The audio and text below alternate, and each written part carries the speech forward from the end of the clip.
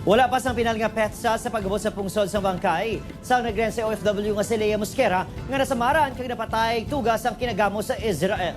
Apisar nagtaliwan na, tagaan sang pasidungog si Lea pag-abot sini sa pungsod sunod sa tagpamuno sang OWA Region 6. Ginakabig nga mabinuligon sa Filipino community ang 49 anyos sa caregiver Santo Uman sa impormasyon gikan sa Embahada sa Pilipinas sa Tel Aviv, Israel. Sa social media post ng embahada, makita nga nakigsapol sa uto ni Mosquera nga si May Joy, si Ambassador Eileen Menjola, agud maalalayan sa pagproseso sa bangkay ni Lea. Nasamaran si Lea sa paglupok sa isa ka Iranian missile sa Hunyo 15 sa Revhut, Israel. Gindala pa ini sa Shamir Medical Center kung sa diin siya ginpaidalom sa pila ka surgeries. Naglawig ini sa pila ka semana sa ICU sa medical facility, tubtob ginbawian kabuhi.